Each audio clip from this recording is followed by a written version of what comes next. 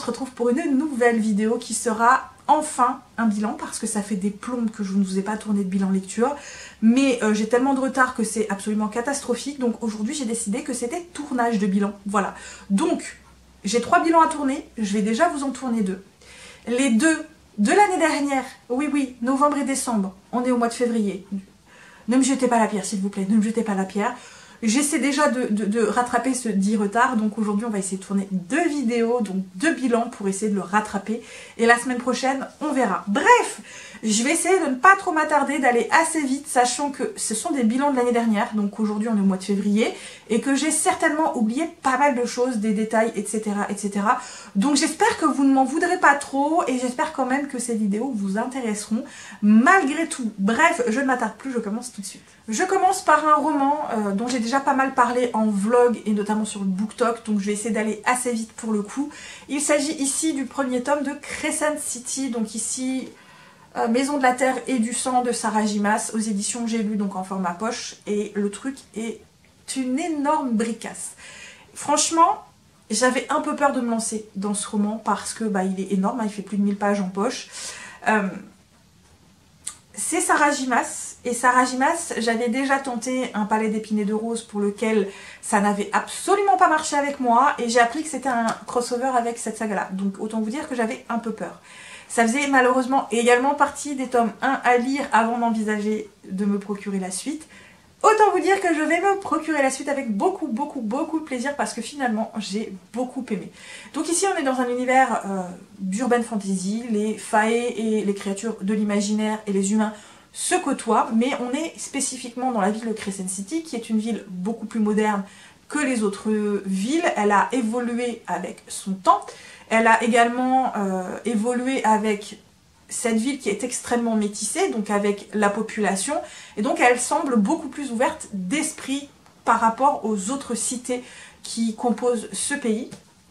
Et donc dans cette cité, on va suivre Bryce, qui est métisse, fae et humaine, et elle a une meilleure amie qui s'appelle Kat, qui est une louve-garou alpha, et avec sa meute de jeunes gens comme elle, ils font partie un peu d'une unité un peu spéciale qui patrouille dans la ville, c'est un peu des flics, et elle s'entend également très bien avec les membres de cette meute. Ils font les 400 coups ensemble, mais Kat et Bryce sont vraiment les meilleurs amis du monde. Je crois que c'est Kat le prénom de sa meilleure amie, je ne pourrais plus vous dire exactement.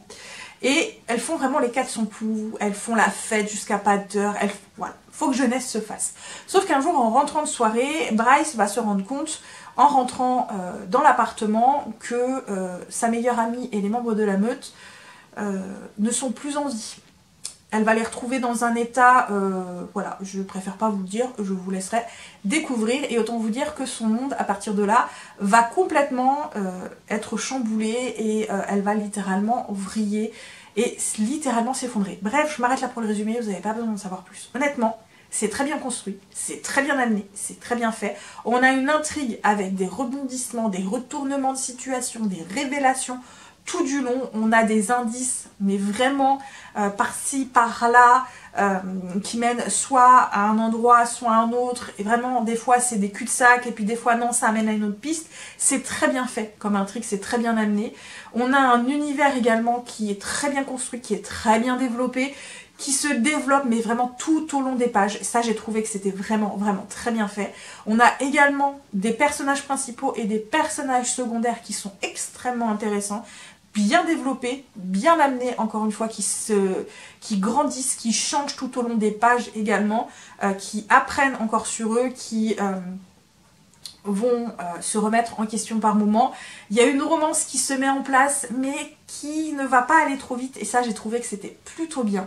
Maintenant, ça peut être long au départ. Vraiment, ça va être long parce qu'il faut bien démarrer 120 pages, je pense, pour vraiment rentrer dans cet univers, parce que l'autrice, elle va littéralement poser les bases. Elle va poser les bases de tout ce qui va composer cette saga, et donc ça peut être un peu long au départ. Vraiment, il faut s'accrocher, hein, parce que moi, je trouvais que c'était longuet.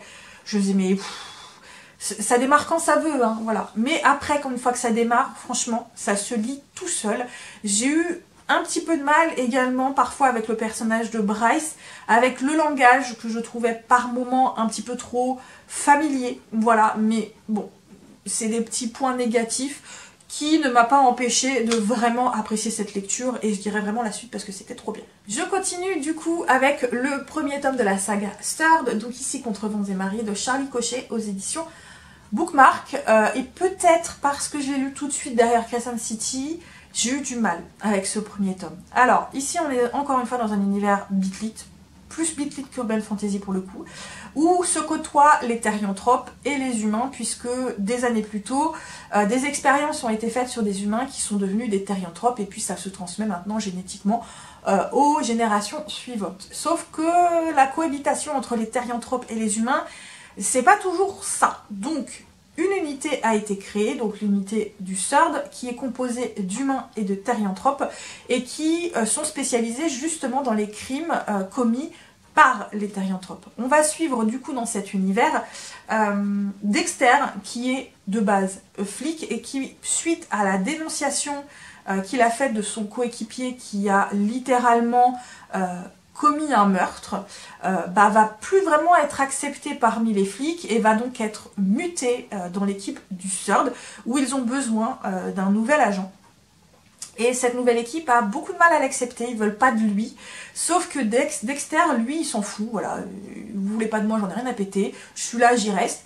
Et c'est un bout en train en puissance. Le mec, il a des punchlines, il adore énerver les autres, il est extrêmement joyeux, plein d'énergie, il a un côté très enfantin. Et il est complètement différent de son nouveau coéquipier qui s'appelle Sloan, qui lui est beaucoup plus sombre, beaucoup plus taciturne, beaucoup plus carré à suivre les ordres. C'est un duo qui a un petit peu de mal à fonctionner au départ. Manque de bol, il faut bien qu'ils s'accommodent l'un de l'autre, puisqu'ils doivent résoudre une série de meurtres qui semblent être perpétrés par des thérianthropes. Pas besoin d'en savoir plus. Honnêtement, c'était sympa. Les personnages sont sympas, l'intrigue est sympa, l'univers est sympa, mais j'y trouve rien de vraiment original, rien de révolutionnaire, rien de grandiloquent. On passe un bon moment, mais c'est tout. Vraiment, j'ai aimé, c'était sympa, mais j'ai trouvé que l'univers était très superficiel, j'ai trouvé que les personnages étaient assez basiques. La romance pour moi va un peu trop vite, l'intrigue est pareil, assez basique, on découvre assez facilement qui, pourquoi, etc. Et je trouve ça un petit peu dommage. Je dirais la suite parce que finalement on passe quand même un bon moment, mais ce roman avait été pas mal hypé il y a quelques années, tout le monde l'adorait, en tout cas tous les fans de bitlit, homo-romance, etc. etc. Moi je trouve pas vraiment le truc hyper original, mais c'était sympa malgré tout. Ensuite j'ai lu du coup le tome 2 des frères Reynolds, donc ici Faux départ, d'Aimé Loup. J'ai pas lu le tome 1, cherchez pas, j'ai pas lu le tome 1, j'ai lu que le tome 2 parce que le tome 1 m'intéressait pas des masses. Donc dans ce tome 2, on va suivre un jeune homme qui je ne sais plus comment il s'appelle, on va dire jeune homme 1 et jeune homme 2. Jeune homme 1 travaille en tant que pilote dans une équipe de Formule 1. Jeune homme 1, il est à fond dans son truc, etc., etc. Sauf que va être embauché dans cette équipe jeune homme 2. Jeune homme 2 qui est quand même assez connu, c'est quelqu'un qui a pas mal de performances, etc., etc. Sauf que jeune homme 1 et jeune homme 2 se sont connus dans leur adolescence, ont eu une relation pendant l'adolescence, et manque de bol, jeune homme 2 a quitté du jour au lendemain jeune homme 1 sans la moindre explication.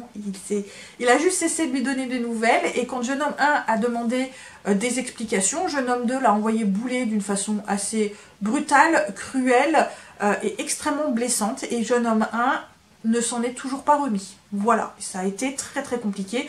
Donc autant vous dire que travailler ensemble, ça se passe pas très bien au départ. Bref, moi au départ je pensais que ça allait être une petite romance assez mignonne, assez tranquillou bilou, sauf que pas du tout. Sauf que pas du tout. Ici on aborde des thèmes qui sont très durs, qui sont très difficiles, qui sont très bien amenés, notamment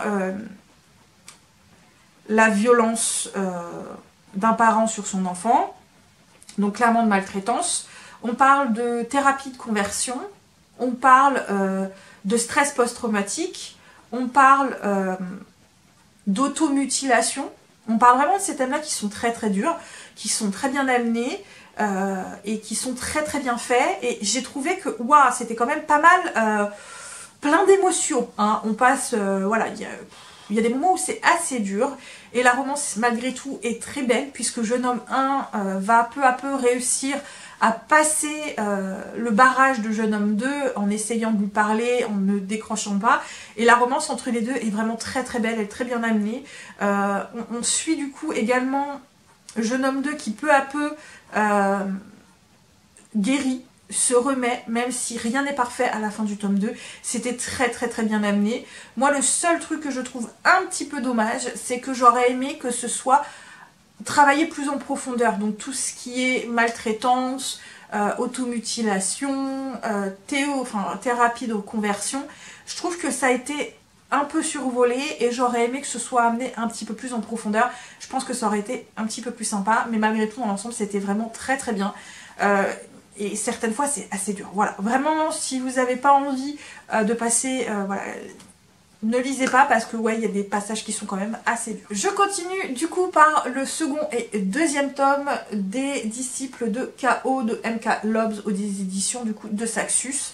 C'est une saga que j'ai beaucoup aimée, c'est une duologie que vraiment j'ai énormément appréciée. C'est pas un coup de cœur, c'est pas la saga de l'année, mais on passe un très très bon moment et au final c'est tout ce que je lui demandais. Donc ici on retrouve Roxana et Damien à la suite des événements qui se sont passés à la fin du tome 1. Les rebelles pensent qu'ils vont pouvoir enfin se faire entendre et y avoir un petit peu plus de justice entre ceux qui ont reçu des dons des saints et ceux qui n'en ont pas reçu. Sauf que manque de bol, rien ne va se passer comme prévu, les rebelles vont être arrêtés et envoyés au front, puisque pour rappel, dans le tome 1, on apprend très vite qu'il y a une guerre à la frontière du pays qui dure depuis des années, où vraiment c'est littéralement un charnier, puisque les gens ils survivent assez rarement. Voilà, et donc malheureusement Damien et Roxana qui s'en sont sortis, eux décident de partir donc dans le pays voisin pour retrouver leurs amis, les libérer et surtout faire en sorte de s'en sortir. Manque de bol, Damien a subi quelque chose à la fin du tome 1 qui a d'énormes conséquences dans le tome 2 et tout va partir très très rapidement un peu en cacahuète. Voilà, je m'arrête là pour le résumé. C'était très chouette, c'était vraiment très très chouette. J'ai un peu moins aimé que le tome 1 parce que on n'est plus dans la même ambiance, on n'est plus tout à fait dans la même vibe, on est dans une autre ambiance que je trouve quand même beaucoup plus sombre d'un certain côté que le tome 1. Tout est gris, on a cette impression qu'il n'y a que très peu d'espoir. Damien est un personnage qui va beaucoup changer au cours de ce tome 2, changer dans le mauvais sens du terme, je dirais. Et malheureusement, les amis ne vont pas réussir à le contrôler entre guillemets et à savoir ce qui ne va pas. Roxana va le voir littéralement changer, va avoir de plus en plus de mal à le ramener et elle est un petit peu paniquée à l'idée de ce qui est en train de lui arriver. Et en plus de ça, ils sont à la recherche de leurs amis, ils essaient de s'en sortir et c'est extrêmement compliqué. Et franchement, c'était très bien fait, c'était très bien amené, on a des révélations.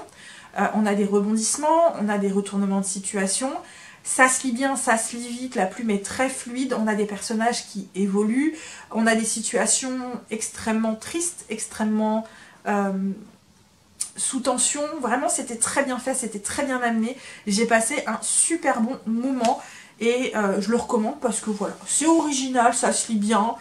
Tout le monde ne pourra pas aimer, mais moi franchement j'ai trouvé que c'était très chouette. Et je termine du coup le mois de novembre avec un gros coup de cœur que j'ai eu. Il s'agit d'un manga en 4 tomes pour le moment, donc qui est comme une famille, je ne sais plus qui est le nom du mangaka, donc vous le verrez sur la miniature. Et franchement, j'ai bouffé les 4 tomes d'un coup parce que j'ai adoré, je m'attendais pas à autant aimer, je les ai lus en format électronique et c'était vraiment génial, j'ai gros coup de cœur. Je vais suivre la suite de ce manga avec beaucoup d'attention.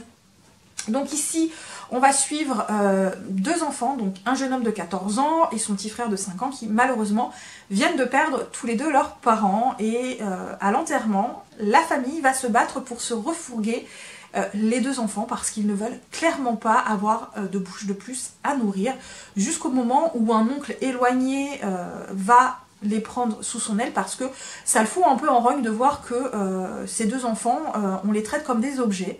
Et donc il va aller voir sa copine pour lui demander de les héberger en attendant de trouver mieux. Parce que ce jeune homme-là a une copine, mais ils ne sont ni mariés, ne vivent pas ensemble et n'ont pas d'enfants. Donc pour le Japon, des couples de plus de 30 ans non mariés qui n'ont pas d'enfants, ça sort un petit peu de la norme.